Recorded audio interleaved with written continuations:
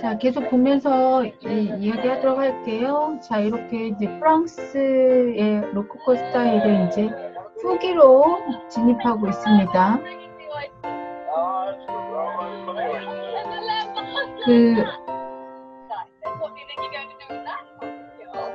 이 마리 앙뚜아네트하고 이 남자하고 이제 좋아하는데요.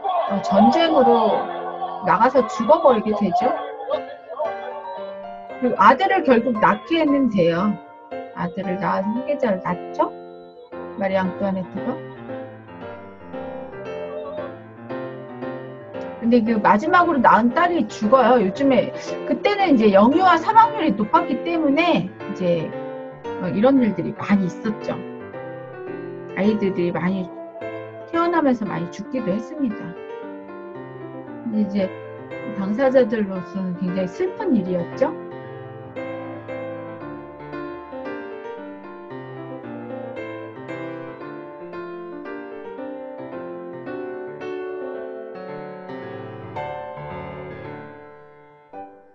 그리고 이제 프랑스 혁명이 일어나서 저렇게 이제 쫓기는 신세가 됩니다.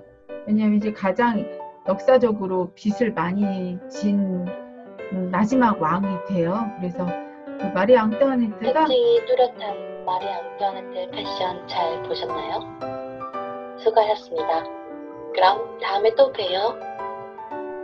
네. 좀 짤막하게 설명하고 끝났네요. 네, 그 패션, 로코코 스타일을 대표하는 패션을 좀 보고요. 자, 그러면 로코코 스타일을 한번 설명하고 시작하도록 할게요. 자, 여러분들, 자, 연이 들어왔구나. 네. 자, 로코코 시대 스타일 지금 시작하도록 할게요. 자, 로코코는 근세 마지막 시대인 18세기 스타일을 로코코 시대 스타일이라고 합니다.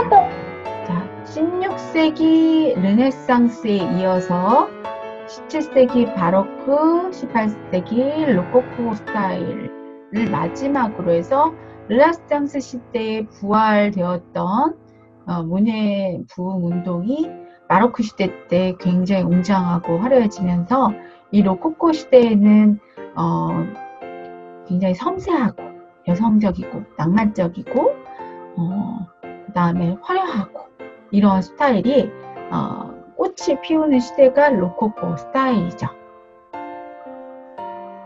스타일 문화적 배경, 곡의 종류, 장신구 스타일로 설명을 드리면 이 18세기 프랑스는 그 태양왕이라고 부르던 루이 14세의 이런 위세를 점차적으로 잃어가요. 그러다가 이 17세기에 이어서 계속 지도적인 유럽에서는 프랑스가 압도적인 위치에서 유럽을 지배하게 됩니다. 그리고 이 로코코 시대 때는 이성 만능의 시대면서 사회적으로는 향락적인 것이 만연하던 시대였어요. 네. 이 시기에 유럽이 그 새로운 산업과 생산의 대변화를 겪게 되면서 산업혁명은 18세기 중기 영국에서 시작이 됐고요. 유럽 각국 여러 나라까지 전파돼서 현대인의 어떤 자본주의적인 물질적인 생활을 좀 근본적으로 바꿔놨고요. 이게 여러 나라까지 전파되면서 현대인의 물질적인 생활을 바꿔놨어요.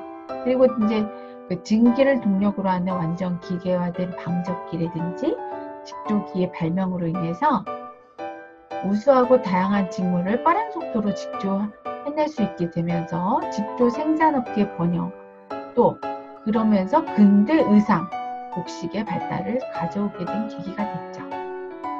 이런 17세기에 바로크 시대에 증대했던 상업력,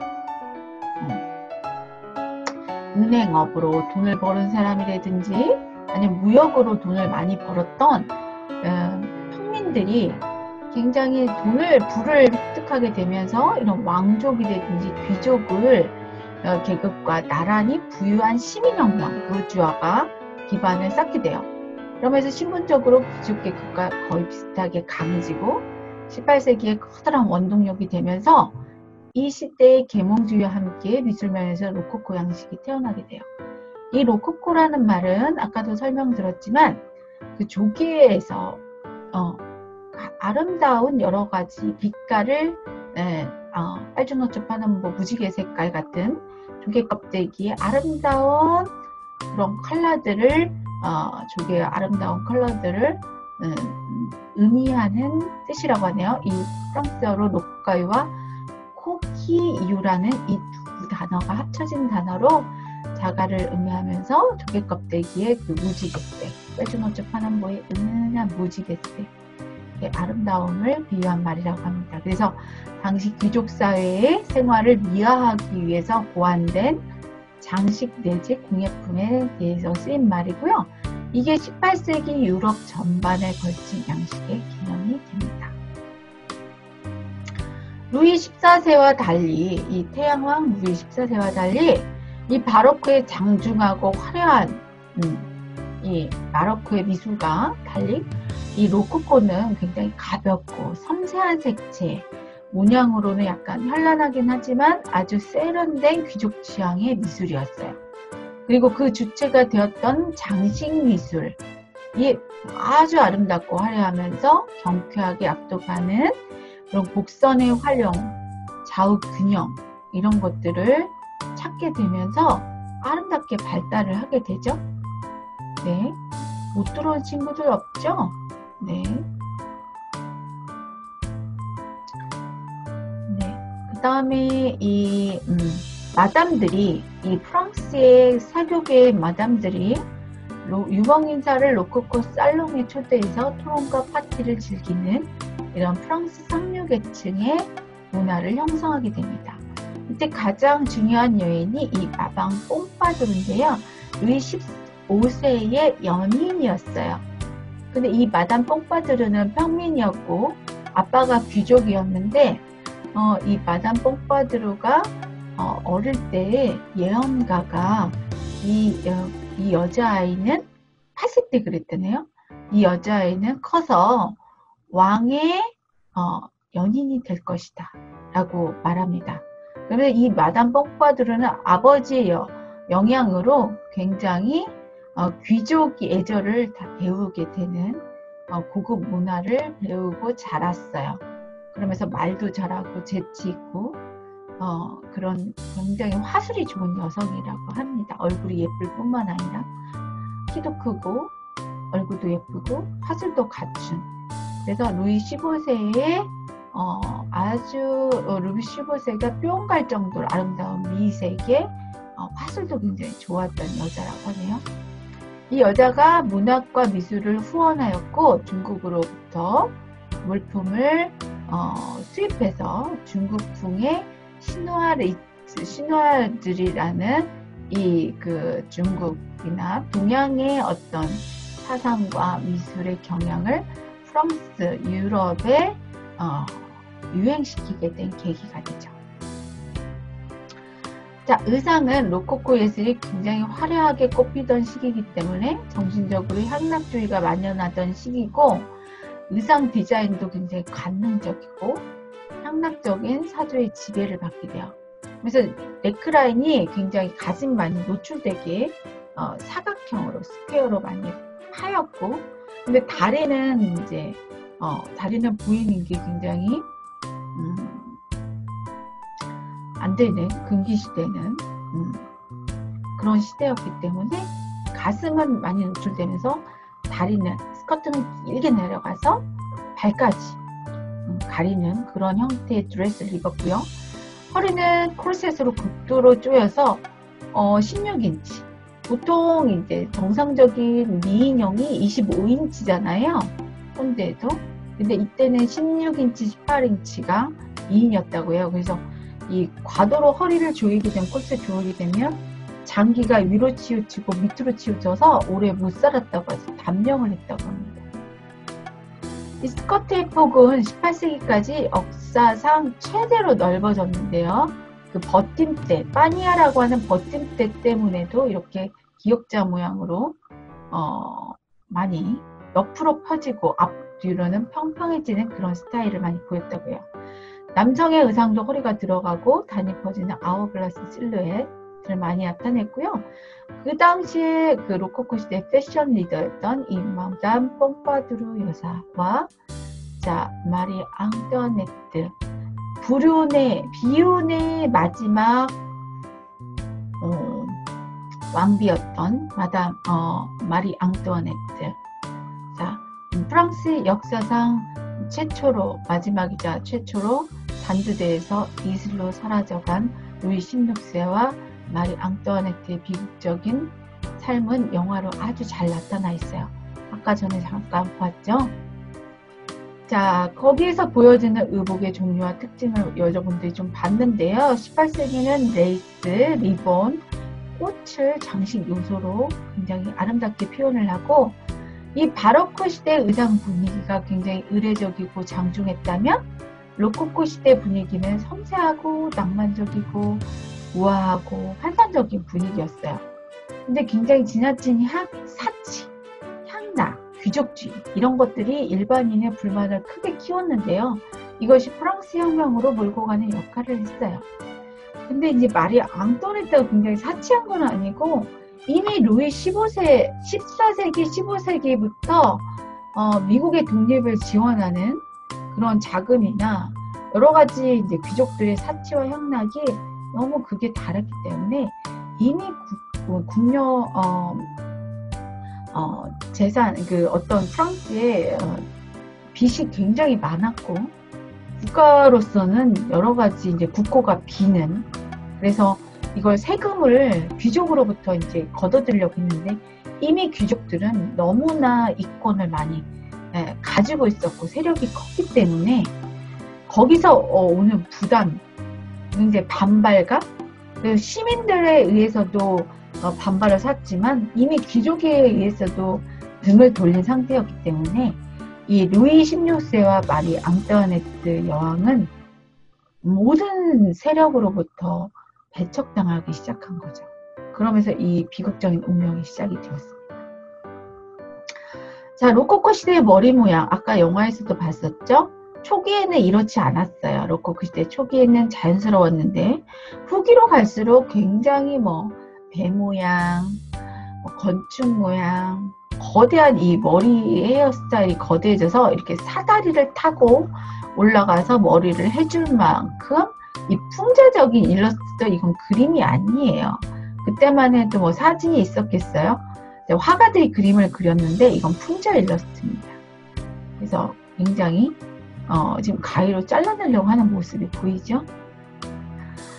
바로크 시대에 비해서 신사들의 대형 가발을 사용했던 거에 비해 로코코 시대 후반에는 경쾌하고 우아한 모습으로 머리 모양을 바꿨는데요.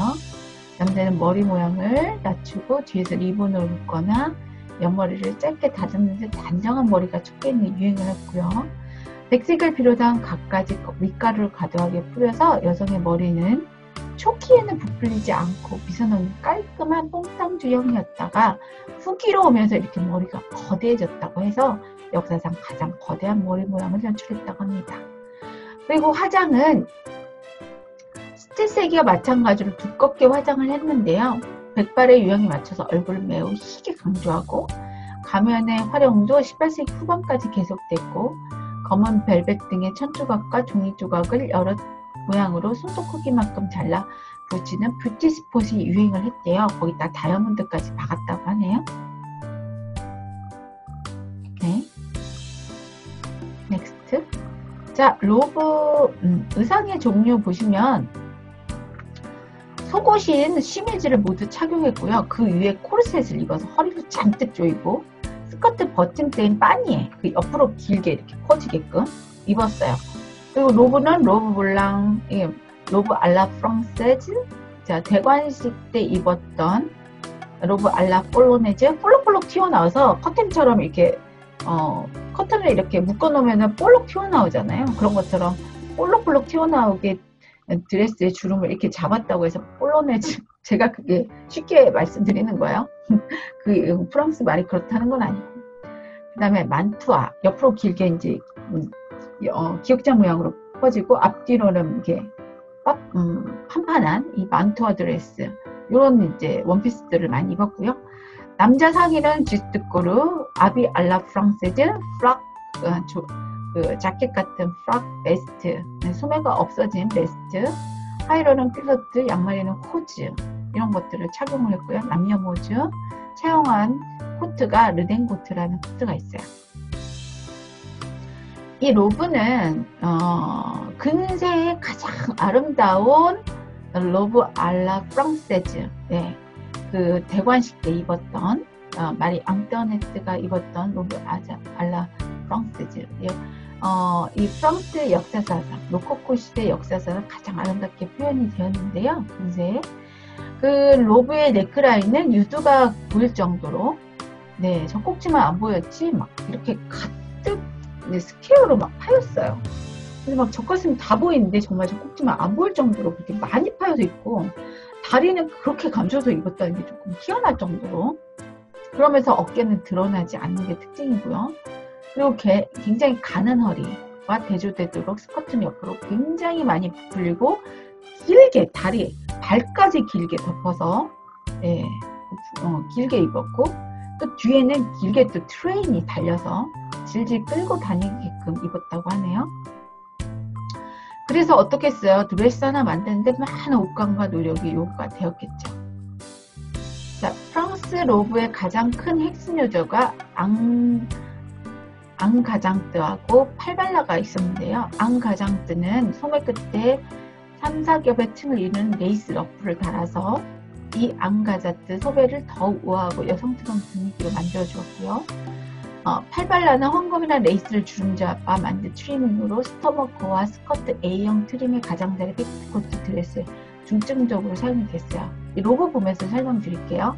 앙가장뜨와 로브를 더욱 더 여성스러운 분위기로 만들어줬죠. 그리고 가슴을 장식한 스토머커도 중요한 장식 요소였는데, 크기가 다른 리본을 스토머커 위에 크기 손으로 배열한 것, 또 같은 크기의 리본으로 스토머커를 전부 메운 것, 커다란 리본을 가슴에 하나만 단 것, 여러 가지가 있었어요. 이 로브의 종류는 로브 블랑, 로브 알라 프랑세즈, 로브 알라 플로네즈, 만투아 이런 것들이 있었죠. 자, 이게 로브 알라 플로네즈, 이렇게 볼록볼록 튀어나왔다 제가 말씀드리는 거예요. 그죠? 볼록볼록 튀어나왔잖아요. 그래서 오버스커트를 여러 개 드레이프로 부풀려서 양옆과 힙 쪽에 놓이게 한 것이에요. 그래서 오버스커트 커튼처럼 코트를 잡아당겨서 옷자락을 원하는 높이로 조절해서 입었다고 합니다. 자, 만투아 옆으로 이렇게 기억자죠? 자, 1750년 영국에서 시작된 로브에서 왕비와 공주가 입어서 허리선의 스커트단까지 직각으로 퍼지는 앞뒤가 납작한 실루엣을 특이한 형태를 이루고 있죠. 르덴고트, 이게 남자 여자 승마보 코트에서 유래된 걸로 남녀 모두 입었던 코트예요. 실용적인 목적으로 했기 때문에 실크보다 올로 만들었고요. 자, 남녀 모두 사용했던 속옷인 슈즈. 18세기 방종한 생활과 에로틱함의 추구는 속옷에 대한 많은 관심과 사치로 나타났는데, 왜 그러냐면 굉장히 레이스 장식들이 예쁘게 들어가 있어요. 정말 낭만적으로. 너무 예쁘죠. 그래서 슈미지의 목둘레선과 소매뿌리, 밑단 등 화려한 고급 레이스나 프릴을 장식했고요. 화려한 슈미지가 로브 밑으로 살짝 보여서 착용자를 더욱 매혹적으로 보이게 했다고 해요. 자, 허리를 너무 가늘게 만들어서 가슴을 부풀려서 아름답게 만들기 위해 후레스를 착용했는데요. 이 가는 허리가 연약한 아름다움의 표상이었기 때문에 로코코의 낭만을 보다 효과적으로 표현했다고 합니다. 그래서 여자들은 가는 허리를 만들기 위해서 어렸을 때부터 어떤 고통도 참아냈다고 하네요. 정말 불쌍하죠? 근데 이건 빠니예요. 옆으로 부풀렸던 속옷이죠. 빠니. 자, 코르셋은 허리를 잔뜩 조이고요. 그 다음에 스커트를 이렇게 옆으로 부풀려서 스커트 버팀대예요. 원통이다가 옆으로 기역자로 옆으로 퍼지게 되죠. 네. 그러다면 이제 프랑스 혁명이 끝나고 나서 조금 축소됐다고 하네요. 자, 지스트코르, 그 18세기 남자들의 긴 상의예요. 자켓, 여러 개의 단추구멍, 자수, 기본적인 형태는 17세기와 큰 다른 점이 보이지 않지만 시대 취향을 반영해서 허리가 여성복처럼 약간 들어가고 힙에서 밑단까지 밖으로 자연스럽게 퍼져나가는 아워글래스 실루엣을 가지고 있다고 합니다. 자, 아비알라 프랑세즈. 자, 여자들이 입었던 굉장히 화려한 원피스예요. 아비알라 프랑세즈. 자, 17세기 로브알라 프랑세즈가 아니고 아비알라 프랑세즈네요. 남자들이 착용했던 지스코르가 18세기의 화려한 장식이 강화되면서 남자 의상 중에 가장 화려한 자켓이죠. 그래서 여러 나라에서 공식복으로 사용됐고 아비알라 프랑세즈로 바뀌었고, 자, 앞단이 허리선부터 단에 걸쳐서 사선으로 이렇게 잘려나가서 플레어진 풍성함이 감소됐고요. 여러가지 색상 고급 실크에다 금은 실크실로 자수된 거, 보석으로 장식된 거, 그런 것도 있었고요.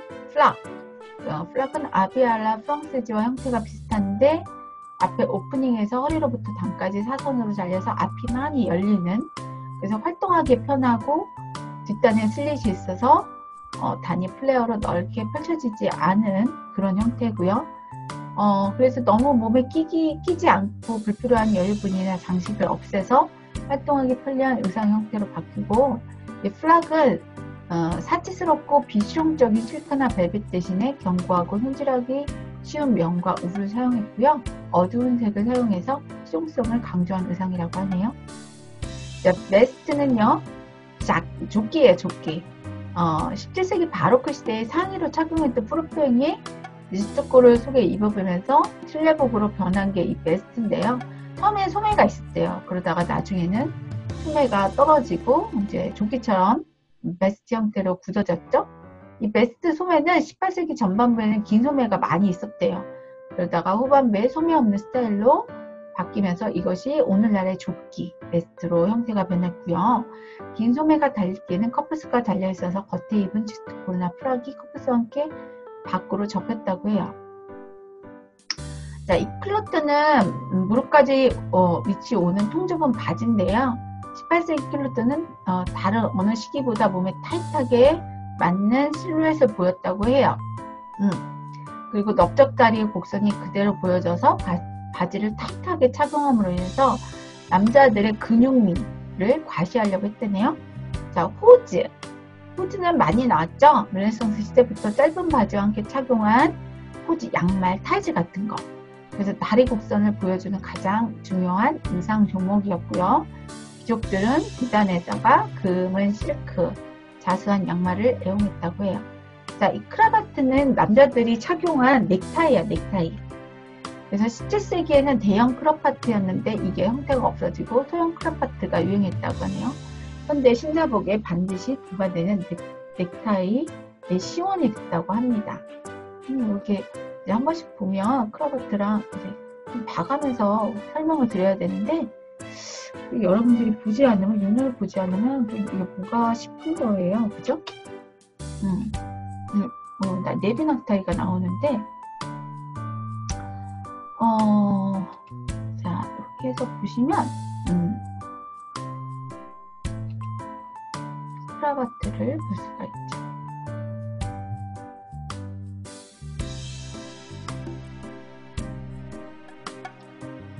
너무 많이 띄어나가지고 이런 것도 이제 크라바트의 시초지요. 넥타이의 시초, 이런 것들, 이제 이런 것들이죠. 자, 루이 14세가 했던 크라바트네요. 자, 찰스 2세, 찰스. 여기 이제 우리 지금 현재 신사복의 원조가 됐죠. 크라바트. 네.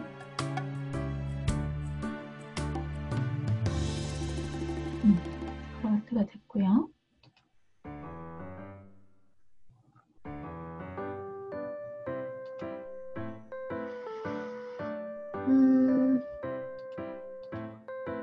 네, 크라바트가 됐고, 자, 그 다음에 호즈는 여러분들 많이 밟고요. 클로트는 승마바지 형태고요.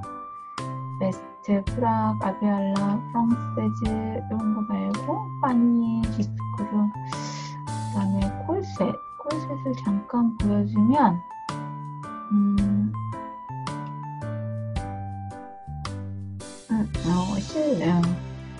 이건 이제 중국풍 스타일이고요. 시누아즈리가 이제 이게 그 마담 pom파두르 여사가 중국풍의 이런 그림이라든지 도자기라든지 이런 것들을 유럽에 전파시키는 역할을 했던 이런 동양풍의 그림이라든지 이런 것들이 굉장히 유행을 했다고 해요. 동양풍의 무차림에서도 중국풍의 의상을 볼 수가 있고요. 이런 스타일, 중국풍의 스타일, 차이나풍이죠. 재패니즈 풍도 있어요. 이건 재패니즈 스타일이죠.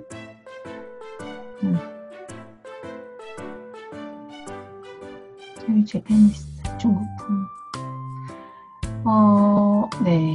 궁전에 도자기 방이네요. 궁전 도자기 방을 이렇게 설치하고 프랑스에 있는 성에 시누아즈리 인테리어를 이렇게 했어요.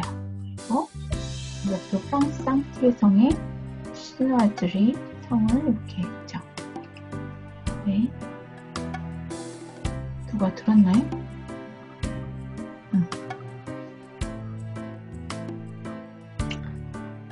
네.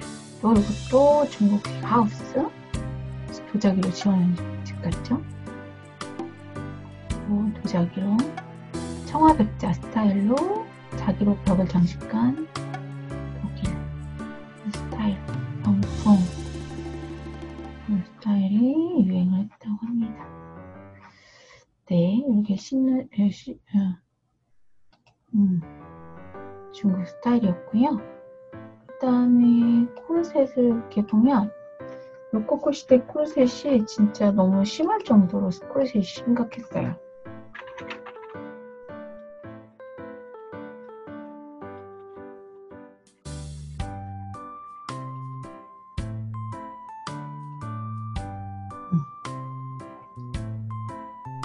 보시면 코코 시대 코르셋이 굉장히 이게 이제 마담 pom파두르죠. 이렇게 생겨서 너무 심각할 정도로 보세요. 너무 심각하죠. 장기가 이게 정상적인 내부 장기인데 이렇게 되면 위로 쏠리고 밑으로 쏠려가지고 정상적으로 장기가 자리 잡을 수 없어서 여자들의 단명을 초래했다고 합니다. 기형적인 구조로. 그래서 까딱한 갈비뼈가 불려져서 폐를 찔러 죽기도 했다고 하네요. 불쌍하죠? 네, 머리 모양 스타일도 나오네요. 네, 이건 만화적이고요. 이런 스타일이었죠. 이렇게 볼에 발그레하게 이렇게 볼을 유난히 발그레하게 하는 스타일이 유행이었어요. 화장품도.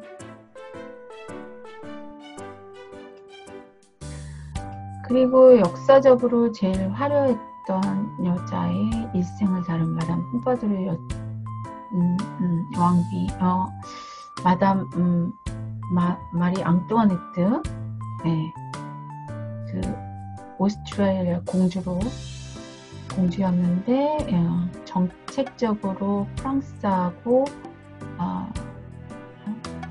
정략적으로 결혼을 하게 되죠. 마리 앙뚜아네트의 삶에 대해서 나왔고요. 안녕하세요. 오늘은 마리 앙투니아 유적파 아까 봤기 때문에 마담 pom파두르 루이 15세의 애첩이었던 마담 pom파두르하고 마리 앙뚜아네트하고 이름이 자꾸 이제 혼용이 됐는데 이게 이제 마담 pom파두르 여사예요. 루이 15세의 애첩이 되었고 왕관 없는 여왕의 역할을 했던 마담 pom파두르인데요. 20년 가까이 루이 15세의 애첩이었던 이 pom파두르는 왕관 없는 여왕으로 불리면서 엄청난 권세를 누렸다고 해요. 그리고 습작까지 했죠. 왕의 권세로 20년은 창녀로 15년은 창녀로 20년은 처녀로 15년 창녀로 7년간은 뚜쟁이였던 여인 여기에 잠들다 이렇게 쏘여졌다고 하네요. 오마이갓. 자, 메이글려의 외모. 이 메이글려가 뭔지 저도 좀 찾아봤어요. 신조어여가지고. 그리고 패셔니스트였던 그녀의 시세가 얼마나 어마어마했는지, 그리고 15세의 스타일이라고도 불러진다고 하네요. 그리고 마담 뽕파두르, 양식이라고 부를 정도로도 유명했던, 자, 파리의 부유한 금융업자로 딸로 태어났어요. 잔네 포아송, 평민이었죠. 부르주아 계층이었던 어머니 덕분에 귀족 이상급의 교육을 받았고 9살 때 왕의 애첩이 되는 점성술사의 예언에 따라서 어머니에 의해 왕의 여자로 불려진 존재였다고 해요. 근데 이제 성이 생선이란 뜻이었다는 성이 있어서 은근히 조롱과 차별을 당했고, 보통 왕의 애첩이 대부분 귀족이었는데 반해 평민이었다는 점 때문에 조롱을 받았다고 합니다. 어릴 적부터 음악, 문학, 기인 교습을 받은 덕에 모든 연극의 대사를 암송할 수 있었고, 클라리코트를 수준급으로 연주하고, 그림을 잘 그렸고, 보석 디자인을 했고, 열정적인 정원사이면서 식물학자 유머 감각도 훌륭했던, 화술도 좋아했던, 그러면서 국왕의 애첩이 됐죠. 자, 그래서 자신의 후원자이자 어머니의 애인이었던, 원래는 다른 사람하고 결혼을 했네요. 그래서 장녀 앙뚜아네트 네티 올로로 이름을 바꾸고 딸 알렉산드린을 낳았는데, 왕의 애첩 마담 드 샤토르 때문에 접근에 계속 실패하다가 그녀가 사망한 이후 1743년에 가끔 수렵을 하던 루이 15세에게 다이아나 여신으로 분장하고 접근해서 작업에 성공하게 되네요. 일부러 접근했어요. 그리고 유부녀인 것을 밝혔을 때는 이미 왕이 부인에게 빠져버린 상황이라 남편과 거의 반강제적으로 이혼을 했다고 합니다. 그리고 후작 부인의 칭호가 주어져서 귀족 신분으로 격상되었고요. 정식으로 왕의 정부가 됩니다. 이때 나이가 24살이라고 하네요. 자, 그러면서 마담 뽕파두르 양식을 탄생시키게 된대요. 극도의 거만하고 베르사유 궁전에서 잘난 체 뻗으며 한치 겁도 없이 두려움도 없이 민중들의 생활구나 국왕의 수치는 전혀 안중도 없는 이렇게 비난을 했다고 하네요. 네, 와, 진짜 이것도 참 대단한 비아냥거립니다. 그래서 국왕의 공식 애접이 된 그녀는 베르사유 궁의 3층에 거주를 했다네요. 그리고 라이벌 격인 왕비인 마리아를 정성껏 모시고 비유를 바쳐서 신임도 얻었대요. 똑똑한 여자네요. 왕과 함께한 여인은 그 수를 헤아릴 수 없을 정도로 많았다고 하는데, 사생아 만도 30명이 넘었다는데 그들을 적으로 두고 자신을 향한 수많은 혹병을 한 몸에 받으면서도 루이 15세의 7세기 예술의 번역에 큰 이바지를 했고 죽을 때까지 20년 동안 절대적인 영향력을 행사했다고 해요. 그리고 아름다운 외모뿐만 아니라 지성과 예술 전반에 넓은 안목을 마음껏 발휘해서 대신 자유주의였던 그녀의 살롱에는 볼테르, 몽테스키에 이런 계몽주의 사상가가 자주 드나들면서, 그리고 가난한 귀족 가문에서 유명한 장교를 선발해서 국왕에게 청원해서 그 황제의 지위까지 오는 보나파트르 나폴레옹을 탄생시킨 인물이기도 하래요. 와, 대단하네요. 근데 이제 돈을 물쓰기듯이 사용을 했고, 여러 곳에 저택과 성곽을 건설했고, 값비싼 가구나 도자기, 의상, 보석, 책, 그림, 수많은 예술품을 소장했고요. 우아한 여성은 당대의 모든 미술에 영향을 미쳤다고 묘사한 기록에서 볼 수 있듯이 그녀의 수집열은 굉장한 미술품의 생산을 촉구하는 결과를 낳고, 자, 수많은 예술가와 공예가들을 먹여 살리는 대단한 여성이었다고 하네요. 네, 마리 앙뚜아네트 이전에 말한 뽕파두르 여다가 이러한 굉장히 업적을 많이 쌓았네요. 그리고 사망 후에도 그녀의 일품을 정리하는데 1년 이상이 걸렸다고 하네요. 대단하다, 그죠? 그리고 이 마담 뽕파두르 헤어스타일을 또 유행시킨 장본인이라 하죠. 뽕따주형 머리 스타일. 그래서 이런 스타일을 보고서 뽕파두르 스타일이라고 해요. 머리카락을 부풀리지 않고 뒤로 넘겨서 우아하고 깔끔한 뽕파두르형. 네. 네. 비서실장 역할까지 했군요. 와, 대단하네요. 정치적으로도 많이 개입을 하고. 자, 평생 친구로 남기 위해서 전담 투쟁이까지 했다고 하네요. 아, 대단한 여성이에요. 서글픈 최후를 맞이했네. 결국 43세의 폐결핵으로 사망했는데 갑작스런 이 죽음이고 미스테리하게 남았대요. 자, 왕이 옮긴 성병이라는 것부터 폐렴까지 있고 지금 그녀에게 줄 수 있는 건 눈물뿐이다. 라는 탄신과 함께 그녀의 고해 성사를 하기 전까지 함께 했다고 하네요. 그래도 많이 사랑했나봐요. 자, 프랑스 대통령 관저로 사용했다는 엘리제 궁. 이게 원래 루이 15세에게 상속을 생전에 그녀가 거했던 엘리제 궁은 루이 15세에서 상속이 되었다가 자, 딸 알렉산드린이 있었네요. 네, 자녀는 없었는데 자, 첫 번째 딸에서 알렉산드린이 있었군요. 국왕과의 사이에서는 자녀가 없었네요. 네. 자, 이런 파란만장한 역사를 살고 갔던 마담 뽕파두르 역사를 봤네요. 굉장히 아름답고 네, 이 프랑스 로코코의 문화를 잘 알 수 있죠. 이 여성이 이제 마리 앙뚜아네트하고 잠시 겹치는 시간이 있고 마리 앙뚜아네트 그 다음에 이제 나타난 마지막 여왕으로서의 숙명을 다하고 이제 단두대 이슬로 사라지게 되죠. 네. 자, 아까 영화에서 보였던 장면들 보시면 이제 의상은 좀 이해가 될 것 같고요. 자, 마지막으로 11주차 토탈 코디네이션 이거 보내드릴게요. 카카오톡으로 보내드릴게요. 같이 풀어보고 동시에 같이 한번 풀어보고요. 끝내도록 할게요. 그래서 시간이 많이 있어야 되는데 여러분들도 자, 채팅방에다 넣어줄까요? 한번 링크 걸어서 따라 들어와서 같이 풀어봐요. 네. 자, 11주차 토탈 코디네이션 이 캡스톤 이거는 저기다 이거 하면 안 돼요. 이거 하지 마시고요. 네, 그거 하지 마시고 여러분들은 토탈 코디네이션이에요. 이거 삭제할게요. 캡스톤 아니고 토탈 코디네이션입니다. 다시 링크 올려드릴게요. 캡스톤 아니고 토탈 코디네이션이에요. 다시 링크. 잠깐만. 이게 왜 이렇게 됐지? 얘는 여러분들 캡스톤 아니잖아요. 토탈 코디네이션이요. 맞죠? 4번으로 들어가야 되는데 왜 네, 잘못했네 이거. 네. 자, 4번으로 갈게요. 4번 만들기로.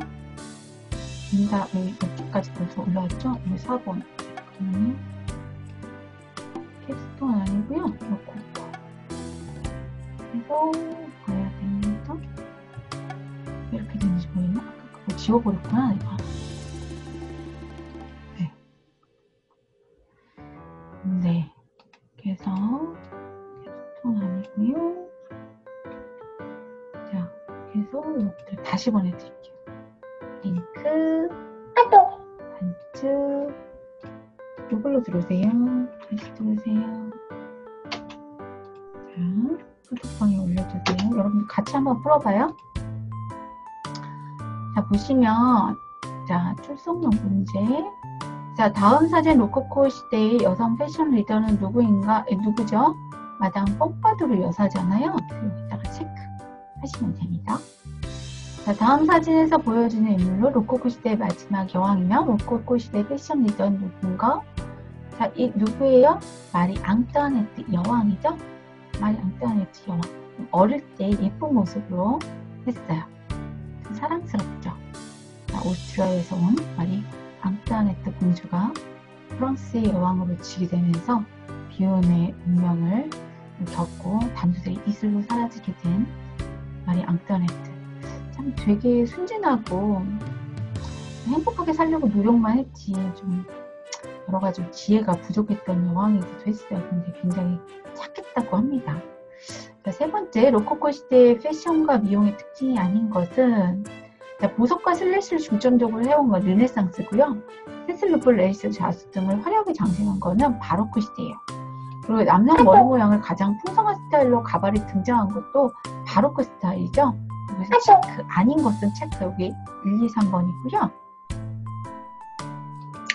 아, 지연아, 그거는 설문지 권한이 필요하다고 나오는 건 설문지 계정을 지수익 계정으로 들어가셔야 돼요. 계정으로 로그인 하셔야 돼요. 일반 계정으로 그냥 구글 지메일 계정으로 돼 있어서 그래요. 이거 지메일로 하지 마시고요. 이거 메일은 이걸로 하지 마시고 이거 말고 골뱅이 jvision.ac.kr 이걸로 로그인 하시면 이걸로 로그인 해주세요. 비번이랑 해가지고 면 할 수 있어요. 그렇지? 숙제 과제 할 수 있거든요. 여러분들 이게 로그인이 안 돼 있다는 거는 여태까지 과제 어떻게 했지? 영어 한번 살펴봐야겠다. 지연이 이거 안 남아가고 그동안 7주 이후부터는 다 설문지로 들어갔는데 한번 확인해 볼게요. 네. 그래서 강한 향수를 사용하고 얼굴에 패치, 전 뷰티 스포 붙였잖아요. 그래서 이거는 맞고요. 네. 그리고 로코코의 의미가 맞는 거는 진주의 아름다운 빛과 색, 1번이 맞고요. 그다음에 로코코 시대의 여성의 허리를 조였던 의상의 종류는 뭐죠? 코르셋이죠. 그래서 총 5문제 여러분들이 맞추시면 되고요. 자, 그래서 출석용 과제 응답 벌써 한 개 올라왔네요. 친구, 네, 다이가 먼저 했네요. 이렇게 해주시면 됩니다. 네, 다 맞았죠? 네, 이렇게 해서 해주시면 되고요. 여러분들 고생하셨고요. 다음 주에는 근세가 끝나고 근대의 복식으로 들어가도록 하겠습니다. 근세 로코코 시대에서 프랑스 혁명을 치달아서 이제 근세의 문을 닫히고 근대가 열리게 되거든요. 프랑스 혁명 이후에. 그래서 라플라옹 시대의 복식이라든지 이런 것들 다음 주에 시작하도록 할게요. 여러분들 또 한 주 풍성한 한 주 되시고요. 네, 다음 주에 또 만나기로 해요. 네, 안녕 여러분들.